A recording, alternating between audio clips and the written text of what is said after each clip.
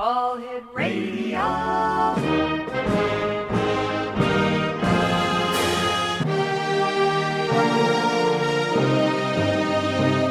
Welcome to the X Zone, a place where fact is fiction and fiction is reality. Now, here's your host, Rob McConnell.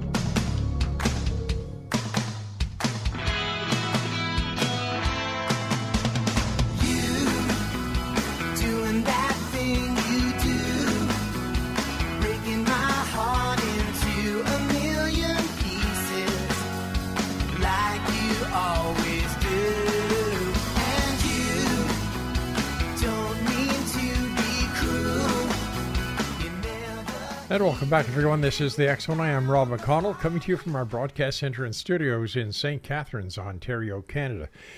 If you'd like to send me an email, xzone@classic1220.ca. And you can always listen to the X Zone and the other great programming that is here on the Classic 1220 schedule just by going to classicradio.ca. And like I said, we're coming to you from the broadcast center and studios of your hometown radio in St. Catharines on Classic 1220. Wow, our guest tonight is, this hour, Devara ThunderBeat. And first of all, Devara, thank you very much for joining us. You're welcome. Thank you for having me. My goodness. So you and I were talking before we went to air, and I asked you about your name, and you told me that this is a name that you've had from a past life of over 500 years? Yes, 500 years ago, I was Shawnee, Native American, and they said I had rhythm and timing with the elements, so they called me ThunderBeat, and I played drums for 20 years in rock bands, and I still play drums now, actually, of hand drumming and tribal stuff, and I said, that's my name, ThunderBeat. So tell us a little bit about yourself. Well, let's see. I'm a musician all my life, and I became a pioneer in sound healing like the early 90s, before even anybody even heard of sound healing.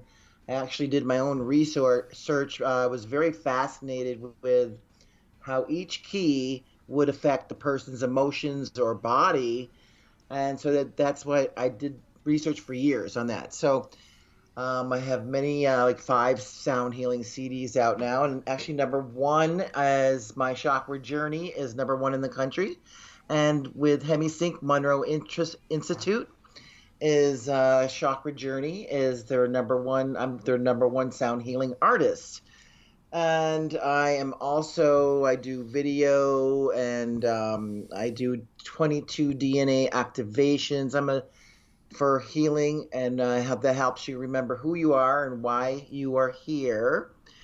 And I have 4 books out. I'm an author. I never thought I was going to write a book as being a musician, but it started happening. And my first one was a drumming book. And then I worked on Chakra Journey book, a chakra book, and a book about my ET encounters since the age of 4. That's a whole nother subject there. That's huge. And I have a book called Sedona, Faces in the Rocks. That's where I'm from, Sedona, Arizona. And Sedona and the Faces in the Rocks, I have found ancient Egypt here in Sedona, Arizona, in the Red Rocks. 14 major gods and goddesses. And I'm working on a documentary about that now. Yeah, so actually, years ago, I had a guest on who found and he cataloged the Egyptian artifacts that he found in the Grand Canyon. That's wonderful. Yeah. Yes, I have a write-up in my book about the Grand Canyon, finding the ancient Egyptian artifacts there, and they found hieroglyphs and artifacts in Phoenix, which is 2 hours south of here. And in Lake Powell, 3 hours north of here, they have found hieroglyphs of ancient Egyptian. But the point is, it's all surrounded all around Sedona. It's here in North America. Why do you think Sedona is so important to the New Age culture? Well, they have a lot of high energy here. It's very high vibe, you could say. Lots of vortexes, which people don't know sometimes what vortexes are. They're actually considered stargates. So a lot of activity here. Tell us about your encounters with ETs that apparently started with you at the age of 4. Right. Okay, well, let's see. 4, there's a lot of stories there, but age 4, I was playing in the driveway. I'm from upstate New York, and it was broad daylight. I was playing, and I call it a ship, came over. It was a UFO, whatever, and it was cloaked in a cloud, and it pulled me up into the ship. And while it was pulling me up into the ship, my mother ran out of the house trying to catch me, and they pulled her up too. That's where the journey began. They brought me back, and I didn't remember everything, but I remember coming back and I was floating in midair, and I was coming down to the driveway, and as soon as I hit the driveway, my cat was there and jumped 10 feet in the air, and so I must have came out of nowhere, kind of like, or invisible. I don't know how that works, but I did have a missing time, I call it. I didn't remember a lot of the encounters until I got a session with Dolores Cannon. And that was in like 2006, 2005, to find out a lot of my missing time encounters, which is, like I said, lots of missing time I had throughout my whole life. And I found out it was really my star family. They're benevolent, loving beings, and there's no grays involved, no reptilians involved. They're all actually look like bird beings with feathers for hair, but they look human. Their eyes are different. They're kind of triangle-shaped eyes, and they're just pure love. And they contacted me first. They told me because to remind me of my mission. What is your mission? Well, it's to help humanity and working with sound, color, light, sound frequencies for healing and raising your vibration. Helps you go into the 5D. That's what's happening now for everybody, getting up to the higher levels of frequencies of awareness, I'm going to say. And so that's one of them. I do conferences. It's all about waking up, Has this been going on for a long time? And if so, how come we haven't woken up yet? Well, that's a long story because a lot of times don't like to talk about the dark side, but they really hold us down. The major programming, the school system, the media that is not telling us the truth. Okay, so that's all slowing us down. Just right there, just those couple subjects right there is slowing us down. We're kind of like we're in the matrix of a program. Yeah. And they don't like allow us to have a lot of information. They hide a lot of information from us. So we're finally people are finally waking up. I mean, the situations what are happening, they're being shaken by the COVID actually is like a little backfire on them because that woke a lot of people up after that. When you say them, who are you talking about? Woke up a lot of people. You mean them? When I talk about them, it's kind of the dark side. So are you talking about the government here or demonic? Deep state. How's that? The deep state, they could cover all kinds of stuff there. How do you know there actually is a deep state? Oh yeah, it's because I've experienced them. They've attacked me. How? Microwave energy weapons. Have you reported this to any authority that you've been under attack? Yes. What have they done? They said I need physical proof, and I've done some videos, and they said, oh, well, that just looks like a flashlight, and they didn't support me at all. So you've got the ETs and you've got the dark state. Is this basically a spiritual tug of war? Oh, absolutely. Absolutely, absolutely. Tug of war. It's a battle going on. When did Yeah. this battle start? Well, I would say thousands of years ago. It's not something new. Mhm. Remember we got the Dark Ages, and then um, the what was that time? Oh gosh, in England, would they had these these people coming in with like they look like fog machines, and then everybody got sick, so they were spraying back then. That was like the 1600s. Yeah, it's kind of like a shift where I hear the earth goes to the golden light, then it comes back to the dark, then it goes to the light, and then it goes to the dark. And I'm not sure how long that is because I haven't been here in this lifetime that long, but they say thousands of years. But we are coming into the golden age right now. It's shifting. So the dark side is trying the best they can, or they're trying everything they can to try to stop it, which is impossible because it's impossible, inevitable. It's going to happen, the golden age. So that's the good news. What's the bad news? That they're gonna keep fighting till I guess till whenever till something stops them. So are we talking about negative forces? Are we talking about demonic spirits? Yes, all of the above. Okay. We got negative ETs, very demonic spirits going on. They use black magic. They don't even call it black magic. They call it just energy. They can maneuver energy. Mm-hmm. Yeah, they use the weapons, like I said, microwave Yeah. weapons. And they let's see.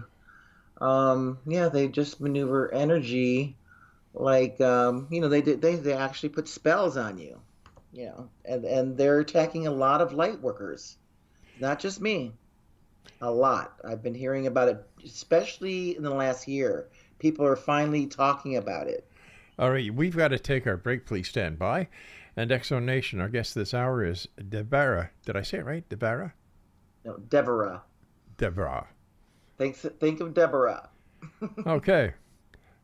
Devara ThunderBeat is our guest this hour. And we'll be back talking about UFOs. It's, the strange, the wonderful, the bizarre. Because the more stranger things that are out there, the more bizarre it seems to get. Follow my drift. I'm Rob McConnell. This is the X Zone. We'll be back on the other side of this break as we continue right here in the X Zone from our broadcast center and studios in St. Catharines, Ontario, Canada on Classic 1220 and streamed on classic1220.ca.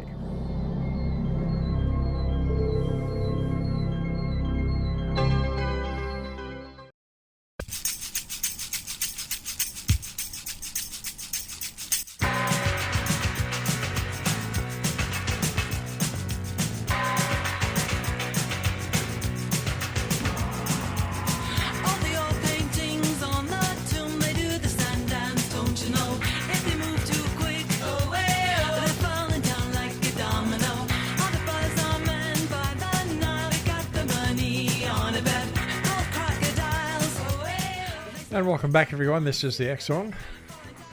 Devara's ThunderBeat is our special guest. And I'd just like to get back to that story about your UFO encounter and when you were abducted. Was that the only time that it happened? No, that was the first time. And then about 20 years later, I'd say, I had another encounter that I remember. It was very strange. I was at a UFO conference in Gulf Breeze, Florida, and I met this man, and I said, "Oh my God, I know you. Where do I know you from?" He was very familiar, and during that time, I was living in Florida at that time, and I would go to the beach too, and I would have missing time. like, it's always seemed to be 2 hours, 2 hours, 2 hours, and didn't know what happened. I remember, going, what happened when I came back to the beach?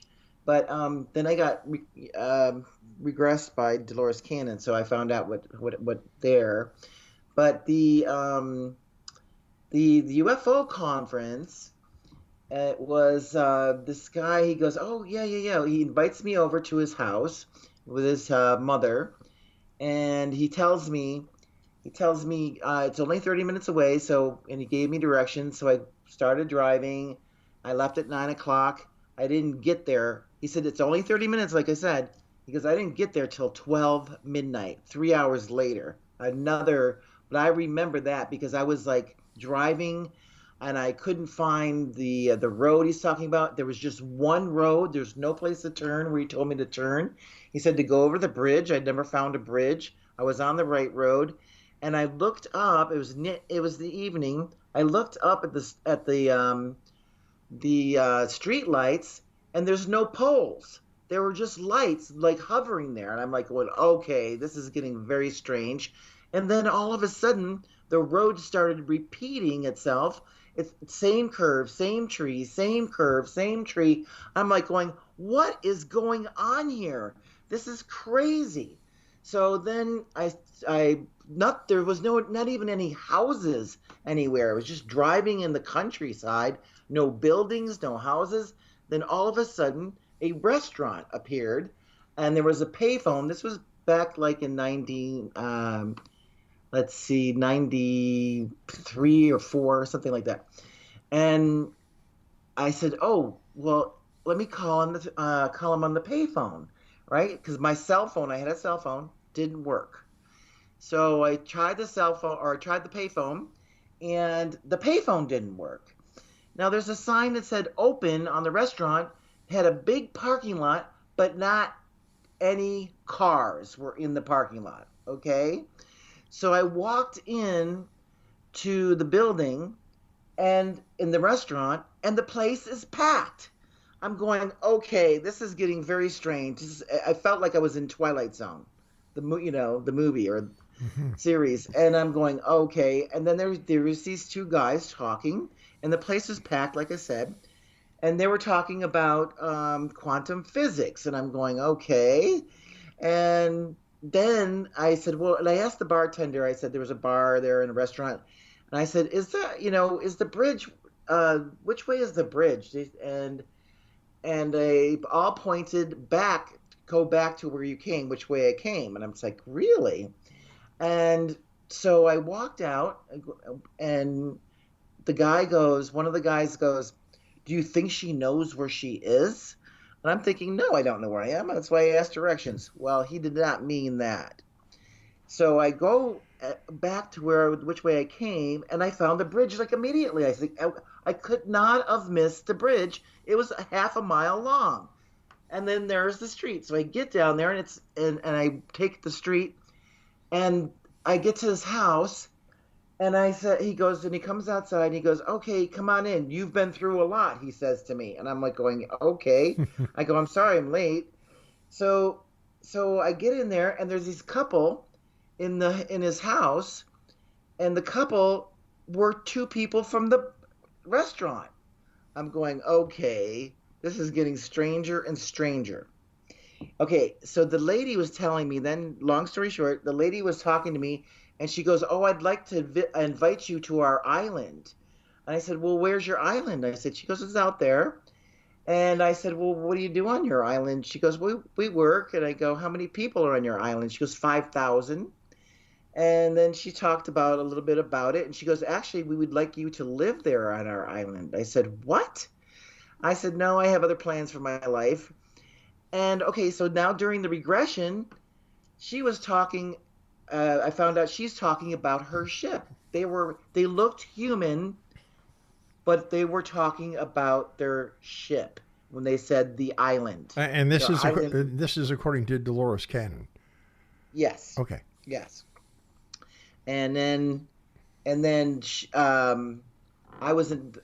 showed me during the regression, I saw what happened. I was actually in a hologram That's why the road kept repeating. And I mean, this is the strangest thing that can't even like imagine like anything like it that I've ever heard. And what else happened? So when I saw the regression, I was actually in the ship, in the starcraft, and they were laying me down, and they actually were shining golden light onto me and giving me a healing. And I used to smoke cigarettes back then. They did a healing on my lungs, and all the people in the restaurant were there, and they were observing this being. Now the being was a praying mantis. Okay, very tall. I don't know, about 8 feet, 9 feet tall, and he had regular hands like fingers, but they were very long, and his thumb was as long as his like index finger. So he was doing a healing on me, and I was just looking around. I couldn't move, but it was a good thing. He didn't hurt me, and he didn't, he actually gave me a healing of my lungs. And so I found out later that I have met these people before. I just didn't remember. That's why the guy Jim looked familiar to me. He goes, yeah, and I found out later they're from Andromeda. So why are they here? I understand that you said that there was a battle between good and evil, and these guys are part of the good team. But how long have they been here? Oh, a long time. I'm not sure how long they've been here. But I will tell you, they're here helping. They are here helping. They're doing, okay, the Syrians have told me that they are here. They dismantle the nuclear weapons. They are ones that are doing that. There's other groups also, and that is because they don't want us to blow up the planet. Now, the military thinks that, they're taking away our weapons and they're going to attack us. That's how they think, but it's not true at all. They're just making sure that we don't blow up our planet, like our planet that was called Meldeck in our asteroid belt, which is between Mars and Jupiter. There's an asteroid belt there. It was a planet called Meldeck.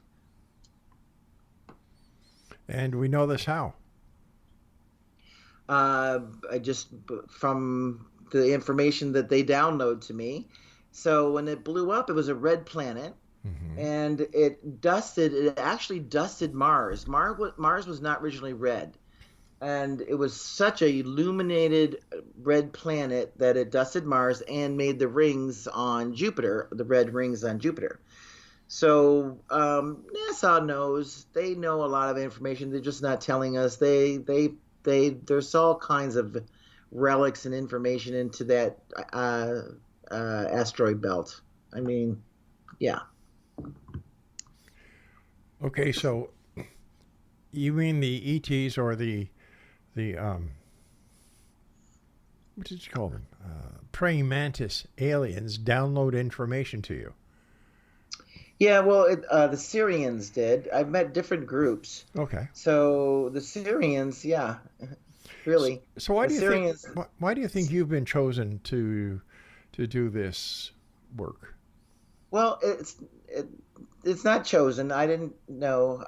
They didn't choose me. I chose. And everybody that says, "Oh, they're chosen," no, they actually choose to help and volunteer for a mission. So they were reminding me my mission when the first time at 4 years old, they were reminding me, so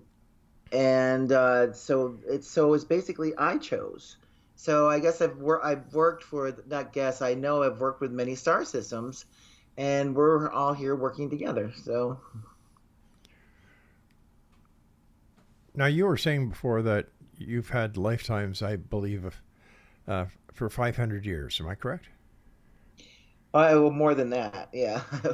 Okay. But I'm yeah, sorry. Go ahead. Go ahead. What's the question?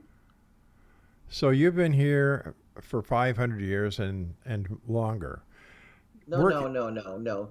I had a past life. I've had many past lives. Everyone has many past lives. They just don't remember. Okay. But the one that was 500 years ago was when they called me. I was Shawnee, Native American, No, and they called no. me. All I'm getting at that the past life regressions that you've told us about so far tonight were about 500 years in time, right?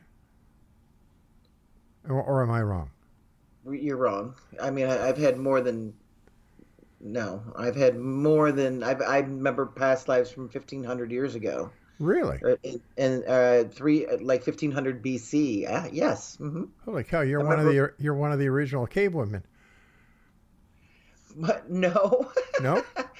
No. It was in Egypt, 1500 BC, and was my father was Tutmosis the First, and my sister was Hatshepsut, and my name was Neferari.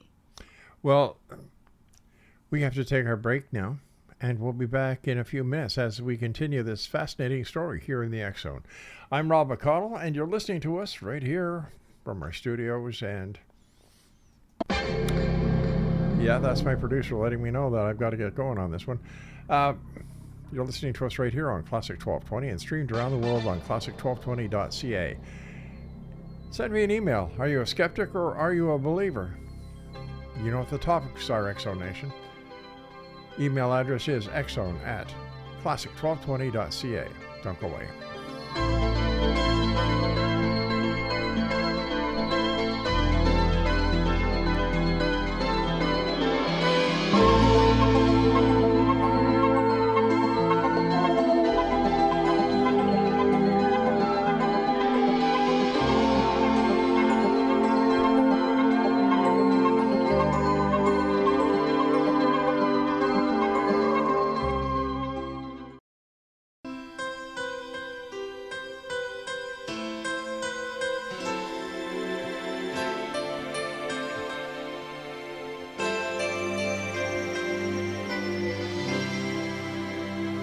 Each day I live, I want to be a day. Welcome back, everyone. Devara ThunderBeat is our special guest this hour. Her website, thunderbeat.com. You know, you're telling us all these past life stories, and when you think about them, how does it make you feel that you've been around for so long and you must have accomplished a lot during your many lives? How do you feel? Well, it's great. It took, many decades to remember a lot of this, and the Akashic Records readings with Lisa Barnett and Dolores Cannon, things like that has helped me remember. And I've had probably about 6 to 7 sessions, so that, and once you remember, like other memories start coming back. I have so many stories, and the stories are, to me, very magical, but they're all in my book, Look Up, My Encounters with ETs and Angels. And the reason I wrote that is because I like to talk about, and I need to talk about, and we need this information about the loving, benevolent ETs. All we hear about is the doom and gloom, and they're going to kill us and attack us. I've never heard that. I've never heard that. You've never heard? No, everybody is saying that they've had pleasant experiences, that they've learned something, this, that, or the other thing. I think there may have been one or two who've talked about doom and gloom, but in general, everybody says that they're very peaceful. Great. That's wonderful. Well, here in America, it's a little different, especially on TV. Oh, well, TV, you can't believe anything on TV. Come on now. Right? I agree. But, but puts people in fear that don't know better. So yes, they were loving, benevolent ETs, and I've met some of them even look pink. They look kind of like the shape of the Greys, but with the big eyes, but they were pink. So that's a whole different frequency. There was no darkness. Everybody's happy. And and they downloaded me information about the planet, and they said that they've been help cleaning up the planet also. They said if we didn't clean up the planet, they said the pollution was so bad, especially they said the 60s and 70s. They said if we didn't help clean up the planet, it would have been a dead planet. That's how bad the pollution is here. So they've been helping us in that way. They say that they can't help in certain ways because of our learning lessons that we have to go through. Mm-hmm. But we're just making sure that you don't destroy the planet. Well, what about global warming? Aren't they concerned about that? No, that's all a lie. Oh, no. How do you know that? How do you know it's a lie? Well, because what they're talking about, the global warming, if you listen to what the areas that they're focusing on is not, from the emissions or whatever. I mean, they know how to, I've heard they know how to clean it up instantly anyway, but they've been spraying the skies. Are you been seeing, I don't know if I spray in Canada. No. Don't get me going on chemtrails. Yes. I think that's the biggest bunch of baloney that anybody has ever created. And if you want to talk about conspiracy theories, well, that's one of the woo-woo ones that Okay, so you're in Canada, I'm in the United States, and they chemtrail. Oh, no, hold on here. I'm not saying that. What I'm trying to get across is that over the years, I've talked about many things to many people, and the majority in the United States. Okay. You talk to scientists, and they tell you what a chemtrail is. It's a condensation trail. No, that's a contrail, and it dissipates immediately. Right. No, it doesn't. No. A contrail does not. Okay, I know they got you lied to too. Oh no! Hold on here. I'm telling you, you're being lied to because I've talked to pilots. They say the same thing. They're brainwashed. I see the big X's in the sky. I get sick. People get sick, and they get tired when they start spraying. Trail after trail after trail. I live in a very sunny place. Mm-hmm. Very rare you see a lot of planes and hardly any trails from the planes. Mm-hmm. But then all of a sudden one day they just, for 3 hours start covering the whole sky. What do you think they're doing? Well, they have a lot of stuff. I think they put viruses in there. That's why that virus, the COVID, spread so fast around the world. Mm-hmm. And they do a lot of I've been watching them since 1995. Okay, I've been really paying attention. Mm-hmm. They spray in the spring, they spray in the fall. Oh, we got sinuses in the spring and we got flu in the fall. Okay, why? Chemtrails. That's a theory, unproven.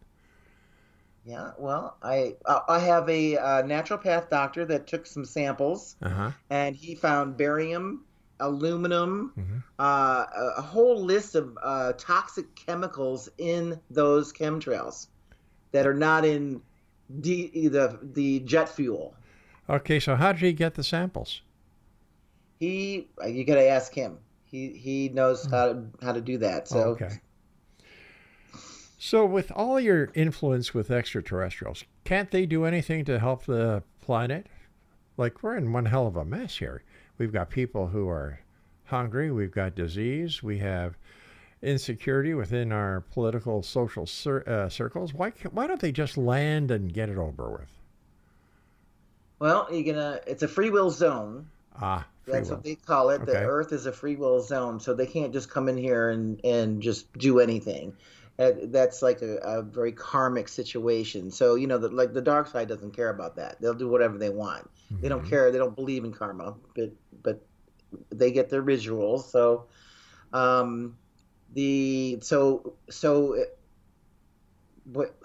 you do meditations and your prayer and you ask for help, they can come in and they can help us then if you ask. So, there has been times where miracles have happened because there's major like meditations around the world. What kind of miracles?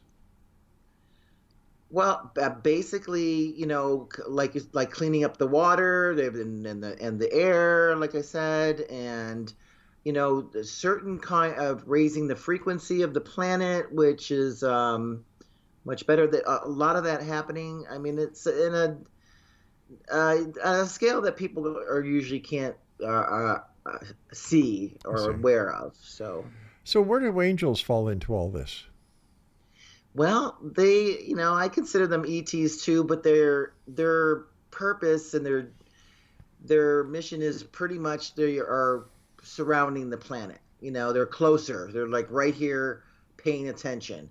And you have to ask them too for help. They don't just come in volunteer unless it's something extreme, emergency of some sort. But you're gonna have to ask them for help. It's like you pray, or you ask and I'm not trying to get religious, but you ask and you shall receive. So they're there to help. So how does one's religious philosophy fall into the way that you communicate with ETs, the way that you communicate with angels, and all the past lives that you've had? what's the question? I'm sorry. What was the first part of that? Oh, did it? Okay. How does your religious philosophy, your beliefs, work when it comes into? Yeah. Okay. Well, I don't know. At 5 years old, I'm going to tell you the story with my father was Roman Catholic, Okay. and my mother was Native American, and my father would say, "Take your daughter to church," and he would not go. So the Roman Catholic Church, and she didn't want to go either. But so at 5, I remember the second time being there, I said, Mom, all they want here is money. So it was kind of like I felt like now looking back at that, I feel like I was pretty awake. I'm very spiritual, but I don't follow any religion. I follow, actually, you have pretty much all the answers inside, like doing meditation and just opening your heart. I'm sorry, I don't understand when you said all they want is money. Well, everything was in Latin, Okay. and the only thing in English was was when they put the baskets around these with the long poles. They had these baskets going, okay, now you can donate, now you can donate, now you can donate. It was the only thing in English, and I'm looking around going, and they're speaking in Latin the whole hour sermon, and I'm looking around, I go, does anybody even know what they're saying? No one knew what they were saying. I asked people, I said, what are they saying? What were they saying? I didn't understand what they're saying. They go, I don't know. Wow. So yeah, so my mom never brought me back again. She didn't want to go. And I've done a lot of learning of the Native American teachings. It's more about nature and hearing from Mother Earth. Where teachings from where? From Choctaw. I'm half Choctaw. Oh, I see. So when you talk to these aliens, this intrigues me, because I can't imagine looking at an 8-foot praying mantis and saying, "You're an alien? You came from another planet looking like that?"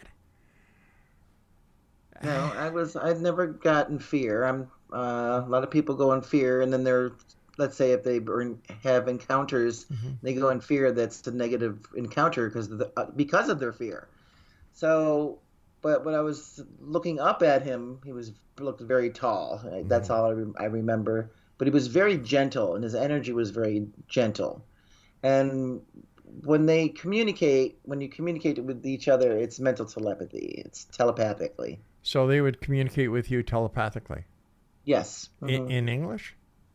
Yes. I don't know how that works, but I heard that when you speak mind to mind, it's kind of like a translation somehow. Quick question for you, English, because yeah. I've got to get ready for my break here. If you hadn't gone to Dolores Cannon, who's known for doing past life regressions and discovering all these hidden, repressed memories, past lives, and alien encounters, do you think that you'd have the what's the word I'm looking for here? the ideas that you have today, that you have been in fact regressed and you've had past lives? Or do you think that this would be unknown to you? Yeah, the regressions definitely helped me. I mean, it was bothering me all my life for okay. 20, I'm 30 sorry. I've got to years. take my break. Please stand by. And X Zone Nation will return as we wrap up this hour here in the X Zone with yours truly, Rob McConnell, from our broadcast center and studios in St. Catharines, Ontario, Canada. And you're listening to us on your hometown radio, Classic 1220. Each day I live, I want to be a day to give the best of.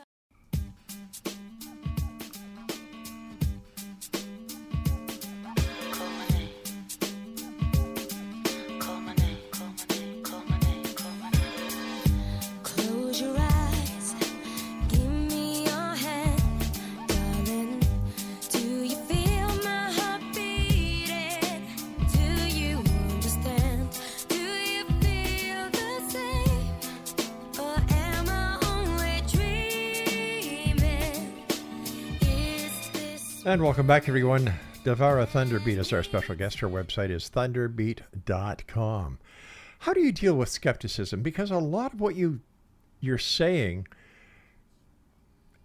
I don't imagine resonates true with a lot of people. Well, it does. I don't get ridiculed very often. Mm-hmm.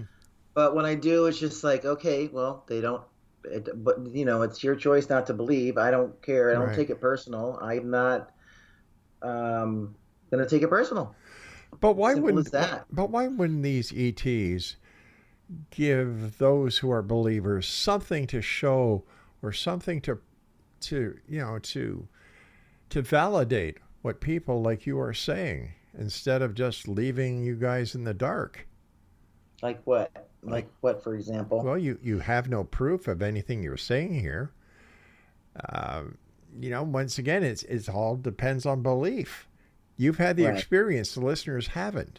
And I think this is one of the biggest problems we have when it comes to UFO, spirituality, angels, and so on, is that there's never any physical evidence to substantiate the claims. Mm-hmm. Now, you said before that you went to church and all they wanted was money.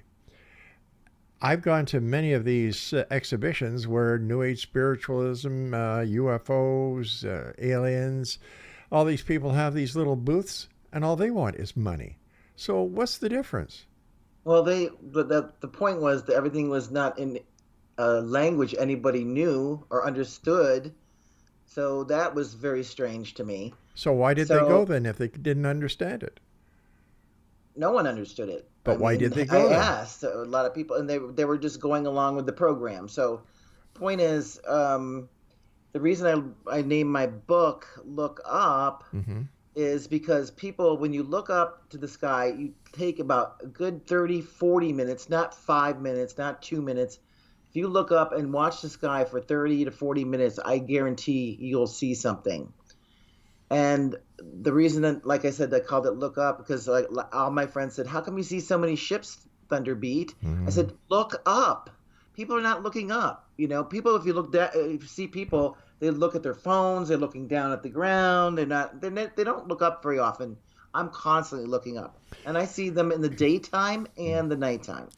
But what about these people who are professional sky watchers who do not see what you see? The junior astronomers who scan the skies, they don't see what you see. I don't know why, unless they're not telling you. But we have here in Sedona 3 or 4 companies that do night vision military goggles. Mm-hmm. And I have been to like 3 or 4 of them, and you will be blown away of the things that you see through those things.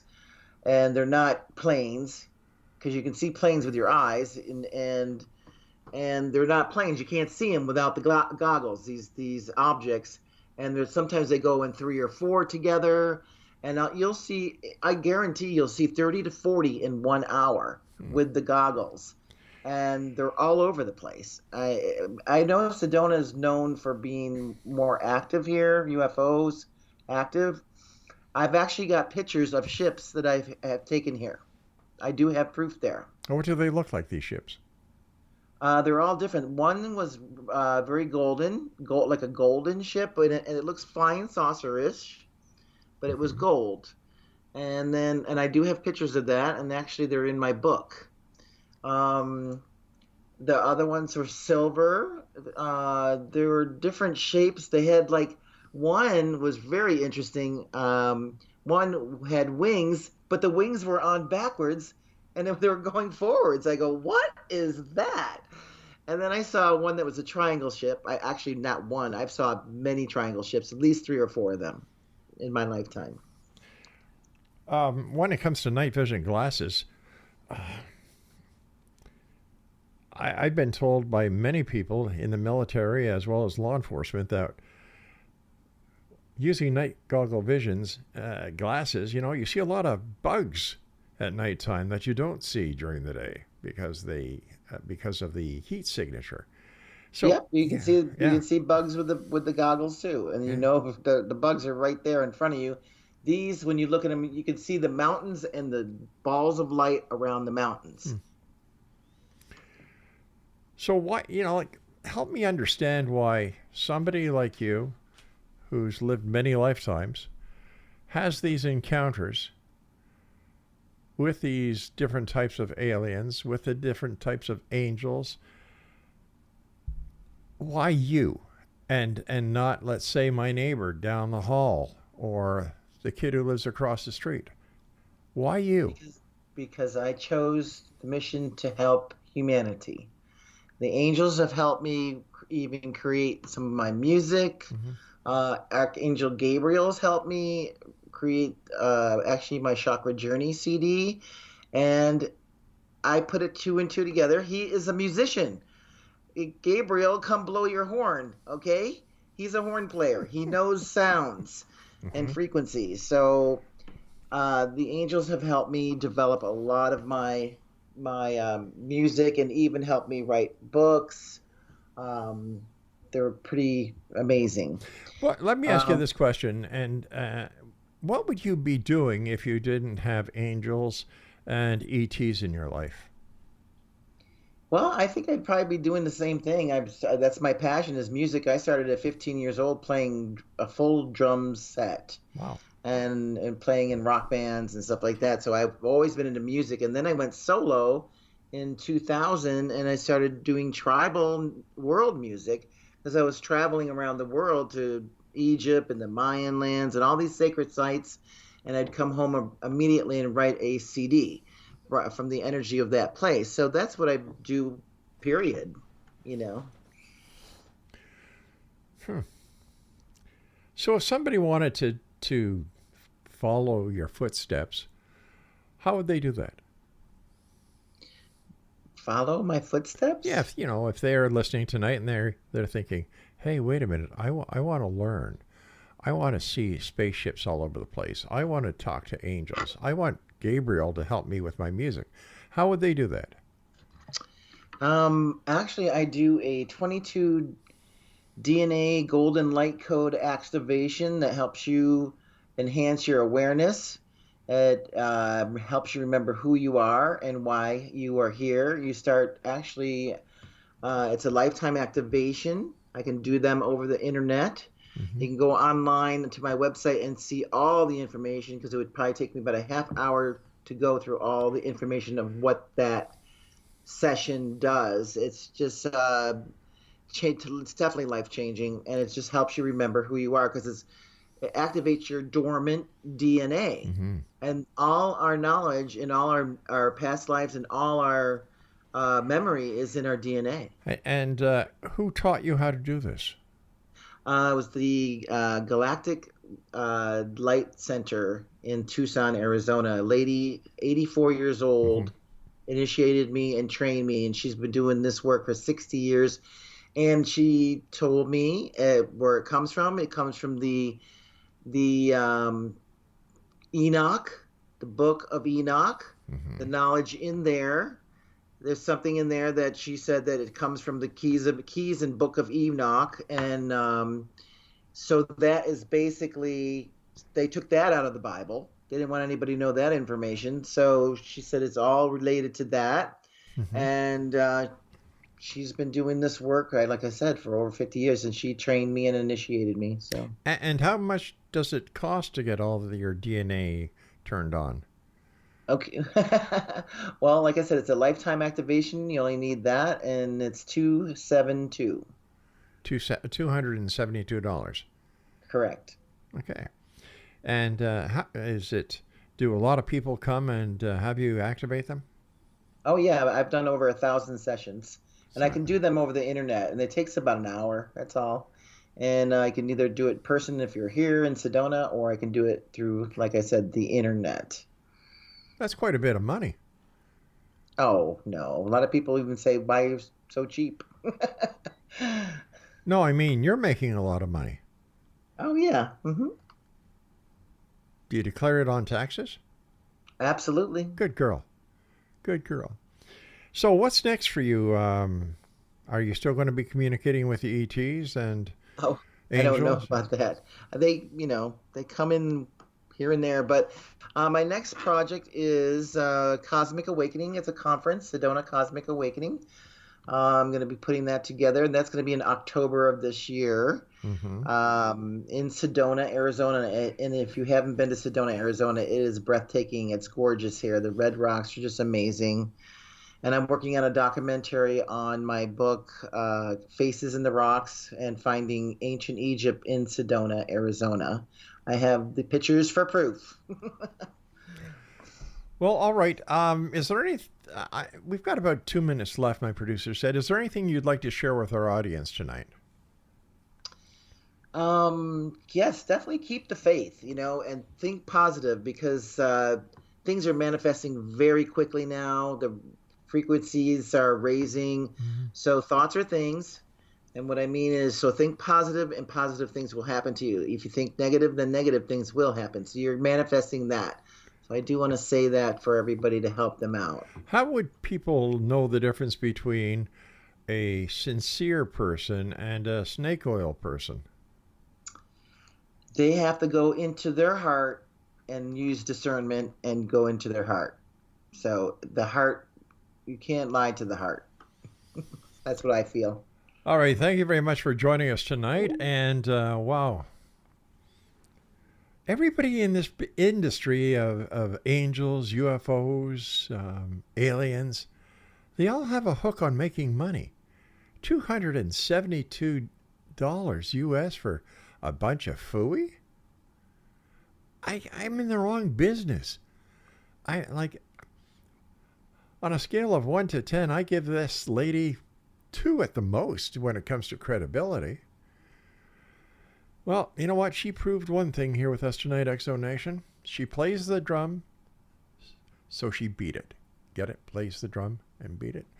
Well, that's it for tonight, Exo Nation. I'll be back tomorrow night at the same time as, once again, we start investigating the paranormal and the science of parapsychology. And we're also looking for answers, but demanding the truth. Send me your email, xzone@xzoneradiotv.com, as well as our station email address, xzone@classic1220.ca. So from everyone here at the X Zone and Classic 1220, just do me one little favor.